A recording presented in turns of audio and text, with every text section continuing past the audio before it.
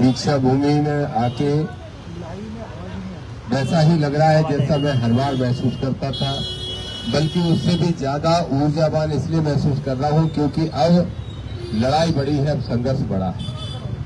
इसलिए नागपुर की भूमि हो या पूरे महाराष्ट्र क्षेत्र की भूमि हो, इस महाराष्ट्र की भूमि के अंदर ही सामाजिक न्याय की लड़ाई लड़ने वाले बड़े बड़े महापुरुष पैदा हुए। तो सबसे पहले इस नागपुर और महाराष्ट्र की भूमि को और दीक्षा भूमि को नतमस्तक होकर प्रणाम करता हूं, बाबा साहब को प्रणाम करता हूं। हमारे महाराष्ट्र के जो साथी यहां पर आए हैं, प्रदेश अध्यक्ष जी, प्रदेश प्रभारी जी और पूरे प्रदेश की उनकी टीम, उन सभी साथियों को बहुत बहुत धन्यवाद देता हूं कि आप सब साथी यहां पहुंचे। लेकिन आप सबसे ये अपेक्षा और है आगे के लिए भी। देखो भाइयों, महाराष्ट्र वाले हो तो बाबा साहब वाले हो, महाराष्ट्र वाले हो तो फुले वाले हो, और महाराष्ट्र वाले हो तो साहू जी महाराज वाले हो। इस नाते बाबा साहब के सम्मान या संविधान की रक्षा की जिम्मेदारी हमारी है तो हमसे पहले तुम्हारी है। और हम लोग अगर मध्य प्रदेश से चल के यहाँ आ सकते हैं, इस नागपुर में तो लाखों अम्बेडकरवादी रहते होंगे। हमारी तो अपेक्षा थी कि लाखों लोग मिलेंगे, नहीं तो हजारों तो मिलेंगे। आदरणीय राष्ट्रीय अध्यक्ष जी से सुबह चर्चा हो रही थी इस बारे में। मैंने कहा बहुत अच्छे साथी हैं महाराष्ट्र के, लेकिन तैयारी बेहतर और कर लेते तो और अच्छा होता, और अच्छा होता। खासतौर पर मैं पार्टी के और भीम आर्मी के साथियों से कहूंगा, हमारी ड्यूटी सिर्फ इतनी नहीं है कि हम नीला गमछा डाल के और 2 बार जय भीम का नारा लगा ले। हम जय भीम चिल्लाते रहे और मनुवादी जय भीम की जड़ें खोदते रहे। ये क्यों हो पा रहा है इस देश में? क्योंकि हमने अपनी ड्यूटी सिर्फ जय भीम के नारे तक समझ ली है। अकेला नीला स्वापा डाल पहनने का या नीली तौलिया डालने तक ड्यूटी समझ ली है। मैं कहूंगा आदरणीय प्रदेश अध्यक्ष जी, प्रदेश प्रभारी और पूरे प्रदेश की टीम से ये अपेक्षा करूंगा, अब ग्वालियर चंबल वाले तो यहाँ आ रहे हैं, तुम कब ग्वालियर आओगे? बताओ महाराष्ट्र वाले कितने हो, हाथ उठा के बताओ। आओगे ग्वालियर? आओगे तो आओ ग्वालियर। 14 और 15 तारीख आज से रिजर्व कर लो और 10-15 मत आ जाना वहां। नहीं, 10-15 लोग मत आ जाना, बड़ी संख्या में आना। जरा मैं भी देखना चाहता हूं, राष्ट्रीय दोनों हमारे राष्ट्रीय अध्यक्ष देखना चाहते हैं, हमारा एक एक साथी देखना चाहता है कि महाराष्ट्र जो हमारी ऊर्जा का केंद्र है, वहां हमारी टीम कितनी बड़ी पैमाने पर तैयार हुई है। और अब जरूर देखेंगे। और मैंने कल भी कहा, आदरणीय भाई चंद्रशेखर आजाद जी के लिए नागपुर दूर हो सकता है, आदरणीय विनय रतन जी के लिए दूर हो सकता है, लेकिन दामोदर यादव, दत्तू मेड़े, सुनील अस्ते और राय सिंह बौद्ध, आरडी प्रजापति साहब के लिए दूर नहीं है। अमित बंसोड़ साहब आ गए थे पहले से और सब साथी पहले पहुंच गए थे। तो मैं सारे साथियों को भी धन्यवाद दूंगा और महाराष्ट्र के साथियों को धन्यवाद दूंगा। और यहाँ पे जो ओबीसी के साथी हैं महाराष्ट्र के, आप है प्रदेश उपाध्यक्ष जी, आप सब ओबीसी के साथियों को कह रहा हूं मैं, ओबीसी का होने के नाते आपकी ड्यूटी ज्यादा बड़ी है। और क्यों बड़ी है?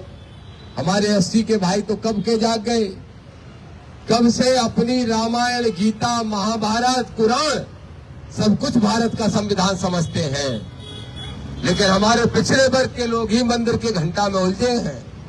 और जिस दिन ये पिछड़े वर्ग के हमारे भाई मंदिर की घंटी छोड़ के स्कूल की घंटी पकड़ लेंगे, जिस दिन हमारे पिछड़े वर्ग के भाई भारत के संविधान को ही गीता कुरान मान लेंगे, उस दिन इस देश में बहुजनों का राज्य आ जाएगा। ये दामोदर यहाँ से कहने के लिए आया। आज हम सब साथी आए हैं, हमारे पूर्व विधायक जी आए हैं, ये वहीं से है जहां से धीरेन्द्र शास्त्री नाम का एक 28 साल का लड़का है एक लड़का जिसको प्रधानमंत्री जी कहते हैं मेरा छोटा भाई, मुख्यमंत्री जी लोग जाके पैर में लेटते हैं और कहते हैं हमारा बड़ा भाई।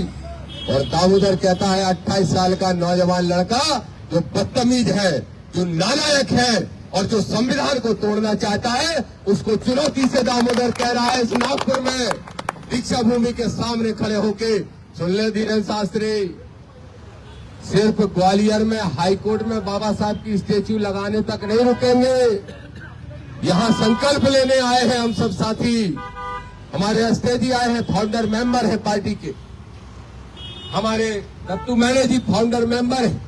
इन्होंने वो जो वकील है नालायक, उसको जेल भिजाने का काम किया हमारे मोदी साहब ने। हम सब साथी चल के आए हैं, तो यहाँ एक और संकल्प लेंगे। ग्वालियर हाई कोर्ट परिसर के अंदर चुनौती से कह रहा हूं, ऐलान से कह रहा हूं, सुन लो मोहन यादव, ये एक अम्बेडकरवादी यादव कह रहा है, दामोदर यादव मंडल, और तुम मनुवादी हो यादव, इसलिए मोहन यादव सुन लो, एक अम्बेडकरवादी तुमको समझा रहा है। या तो 14 मार्च के पहले ग्वालियर हाईकोर्ट परिसर में बाबा साहब की स्टेच्यू लगा दो, नहीं तो दामोदर यादव, भाई चंद्रशेखर आजाद जी भी आएंगे, भाई विनय रतन जी भी आएंगे, और हम सब लाखों की संख्या में जाएंगे और खुद बाबा साहब की स्टेच्यू लगाने का काम करेंगे। तैयार हो सब साथी? तैयार हो? जोर से बोलो, कैसे तैयार हो? ऐसे कमा चंबल डकैतों का क्षेत्र नहीं, विद्रोहियों का क्षेत्र है। और जब भी कुछ गलत होता है, प्रदेश अध्यक्ष जी और सब साथी सुनो, महाराष्ट्र के, जब भी कुछ गलत होता है तो चंबल का आदमी गलत को सहन नहीं करता। क्यों भाई? कूद जाता था जंगल में, और व्यवस्थाओं को ठीक करने के लिए, जैसे फूलन देवी कूदी थी, तो चंबल कई लोगों ने बीड़ा उठाया है कि दीक्षा भूमि भले ही महाराष्ट्र में हो, लेकिन ग्वालियर में भी बाबा साहब का पोस्टर जलाने वालों को औकात में लाके जेल भिजाने का काम करेंगे। ये चंबल वालों ने निर्णय किया, और चंबल वालों ने ही ये निर्णय किया है। ये 28 साल का नौजवान लड़का धीरेन्द्र शास्त्री, धीरेन्द्र शास्त्री का नाम सुना है? कौन सा बाबा कहते हैं उसको? बागेश्वर बाबा। वाले चैन नहीं पड़ता? बागेश्वर बाबा। महाराष्ट्र वालों को बताना है, बागेश्वर बाबा कहते हैं। कोई आवा बाबा डावा नहीं है वो, और फिर भी हो तो सुन ले, आवा बाबा डावा, तेरी दुकान बंद करेंगे और तुझे भी जेल भिजाने का काम करेंगे। ये दामोदर कहने के लिए आया है। और साथ में अकेला धीरेन्द्र शास्त्री नहीं, एक उसका गुरु है, ऐसा वाला, ऐसा दिख रहा है, जिसकी ट्यूबलाइट खराब है। वो क्या कहता है? वो कहता है उसका गुरु, बोले मुलायम कांसी राम, जोर से बोलो जय श्री राम। अरे अंधाचार, क्या नाम है? अंधाचार, आपने नाम दिया ना अंधाचार। और कभी कहता है कि पाइप तो मनोरंजन का साधन है, पूरे देश की महिलाओं का अपमान करता है पत्नी के रूप में। तो मैंने पूछा उस अंधाचार से कि तू कह रहा है कि पत्नियां तो मनोरंजन का साधन होती है, स्त्रियां मनोरंजन का साधन होती हैं। तूने तो शादी नहीं की, तुझे कैसे पता? बताओ, जब शादी नहीं की तो उसे कैसे मालूम कि पत्नी मनोरंजन का साधन होती है? तो चाहे अनुरुद्धाचार हो, चाहे वो रामभद्राचार हो, चाहे धीरेन्द्र शास्त्री हो, एक विधि मिश्रा भी है हमारे यहाँ, एक और है, वो कौन सा ठाकुर है, देवकी नंदन, नहीं ये तो बच्चे, एक और है वो देवकी नंदन, वो भी कह रहा है, वो कह रहा है हमारे बच्चे तो मंत्रों से पैदा हो जाते हैं। बताओ, मंत्रों से पैदा कर लेते हैं बच्चे। बोले हम तपस्या करते रहते जंगल में, हमें टाइम ही नहीं मिलता। तो बोले शूद्र लोगों को जरूरत होती है शारीरिक संबंध बनाने की, हम तो मंत्रों से कर लेते हैं। तो दामोदर यहाँ पूछ रहा है, धीरेन्द्र शास्त्री तू भी बता दे, और देवकी नंदन तू भी बता दे, मंत्रों से पैदा हुआ कि कहीं और से पैदा हुआ?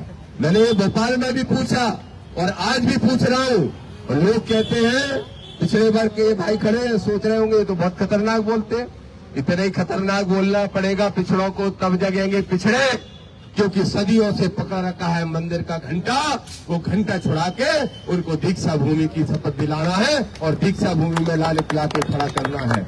यही संकल्प है कि मध्य प्रदेश की भूमि को आडंबर पाखंड की भूमि नहीं, बाबा साहब की जन्मभूमि है, इसलिए संविधान की भूमि बना के रहेंगे। और जो आडंबर पाखंड फैला रहे हैं, जो बाबा साहब का अपमान कर रहे हैं, उन सबको जेल भेज के रहेंगे। बोलो जय भीम, जय जय जय जय जय भीम, जय जय जय जय जय भीम।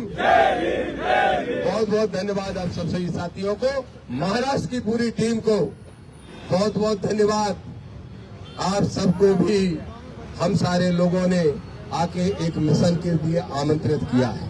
आइए इस मिशन में शामिल होइए और निजी स्वार्थों को छोड़ के पूरी टीम इस मिशन के लिए लगे, नहीं तो बाबा साहब माफ नहीं करेंगे। ये बात का ध्यान रखना। आप सबसे हमारी बहुत अपेक्षा है। और फिर कह के जा रहा हूं, फिर आएंगे 1.5 महीने बाद नागपुर। 6 घंटे लगते हैं बाई रोड आने में। फिर आऊंगा और अगली बार हजारों की सभा करके जाऊंगा। जय हिंद।